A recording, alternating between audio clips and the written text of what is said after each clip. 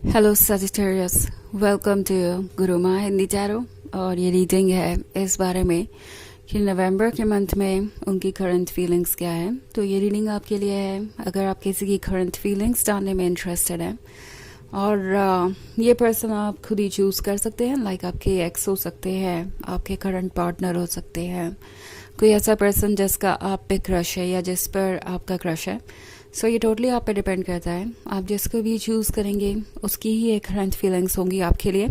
सो चलिए स्टार्ट करते हैं और देखते हैं क्या मैसेजेस है आपके लिए। Messages for Sagittarius.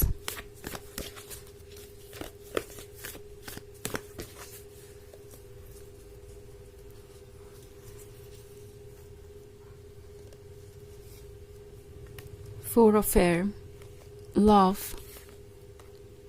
Five of Water, Call, King of Air. Okay. So Five of Water का कार्ड है। आई थिंक आप जिसके भी बारे में सोच रहे हैं वो कुछ पछता रहा है। बहुत सारे लोगों के लिए ये एक्स हो सकता है या करंट पार्टनर हो सकता है।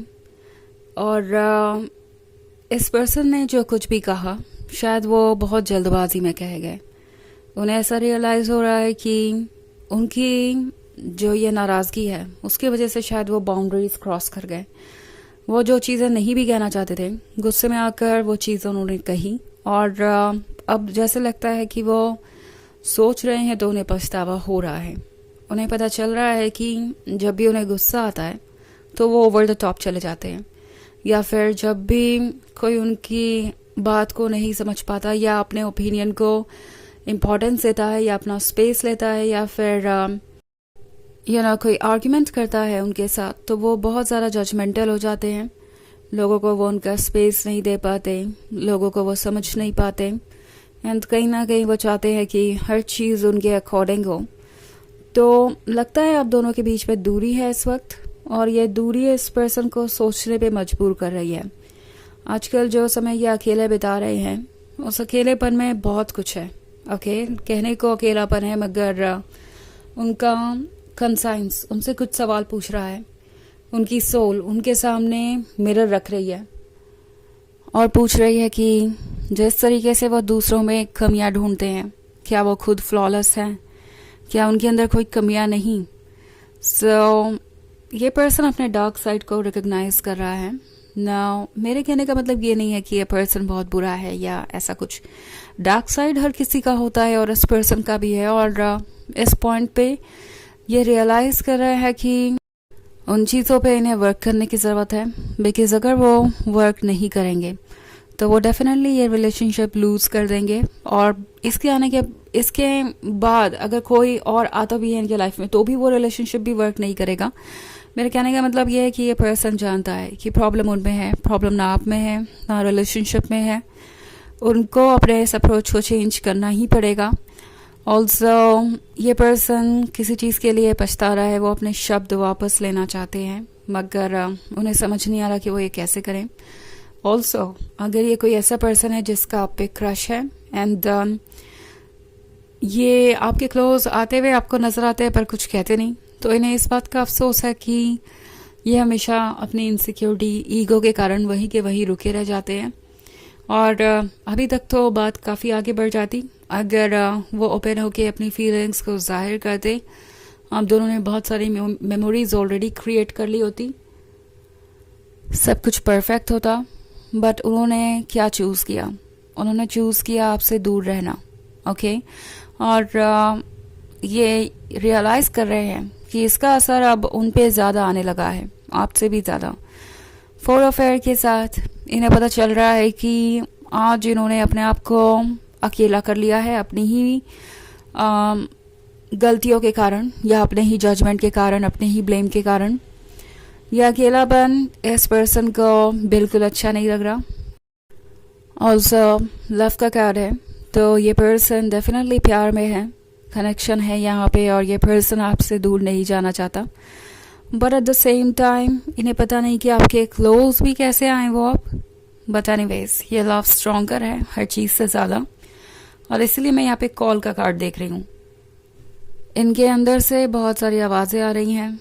इनका मन इनसे कह रहा है कि इन्हें आपके क्लोज होना चाहिए, इन्हें कुछ ऐसा करना चाहिए कि ये रिलेशनशिप आगे बढ़े। सो कॉल का मतलब है कि इनकी सोल इस वक्त इन्हें गाइड कर रही है। इनका गुस्सा, इनका ईगो, इनका माइंड, हर चीज़ सोल के आगे छोटी है या कुछ भी नहीं है यूँ कहूँ। एंड ये पर्सन अपने सोल को फॉलो करेगा, जो भी इनका इंट्यूशन इनसे कह रहा है, जो भी कॉल ये इस वक्त फील कर रहे हैं उसे ये ज़रूर फॉलो करेंगे।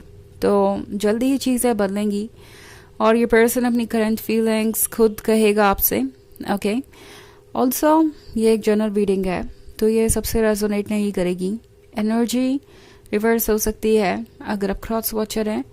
इसके अलावा अगर आप पिछले वीक की रीडिंग देखना चाहें तो उसका लिंक आपको डिस्क्रिप्शन बॉक्स में मिल जाएगा हमेशा की तरह। सो चलिए आगे बढ़ते हैं और देखते हैं और क्या मैसेजेस है आपके लिए सैजिटेरियस।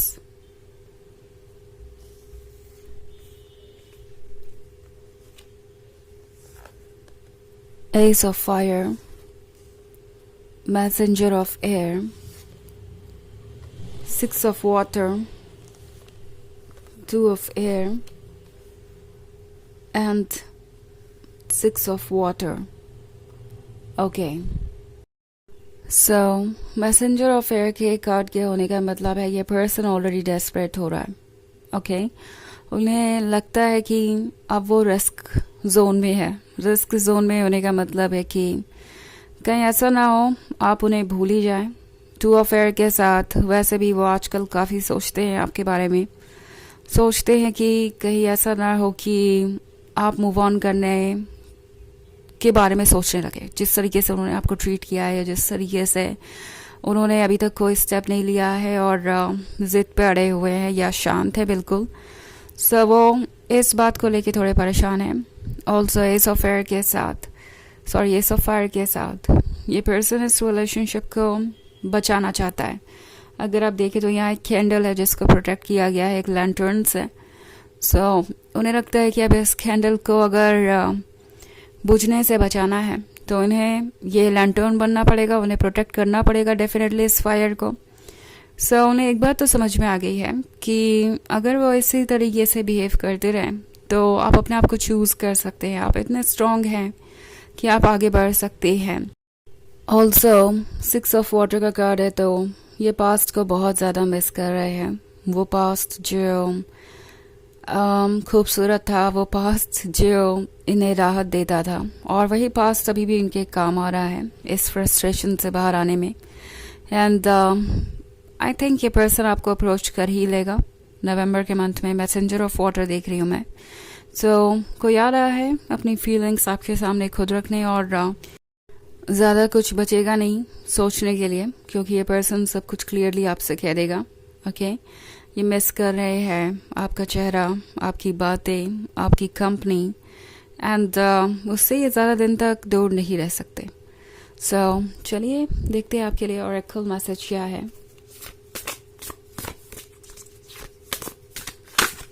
Excuse me.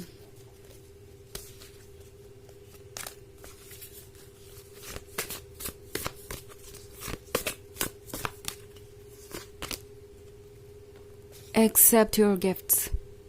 तो ये कार्ड आपसे कह रहा है कि अपने गिफ्ट को एक्सेप्ट करिए। आपको वो सब कुछ मिलने का वक्त आ गया है जिसके आप हकदार हैं। सो जल्दी ही ये पर्सन एक डिफरेंट फॉर्म में आपके सामने आएगा। आप थोड़े सरप्राइज भी हो सकते हैं। ओके, ये काफ़ी सॉफ्ट नज़र आएंगे आपको, पहले से सॉफ्ट बातें करेंगे और शायद अपनी गलतियों को भी एक्सेप्ट करने वाले हैं ये आपके सामने, और सुधार भी आपको नज़र आएगा इनमें। सो अगर यही सारी चीज़ें थी जो आप चाहते थे तो ये हो रही हैं और इसे एक्सेप्ट करने के लिए तैयार रहिए। सो ये है रीडिंग इस वीक की। आई होप आपको अच्छी लगी होगी। Thanks for watching. सॉरी, ये थी रीडिंग करंट फीलिंग्स की। आई होप आपको अच्छी लगी होगी। Thanks for watching. Till next video, bye.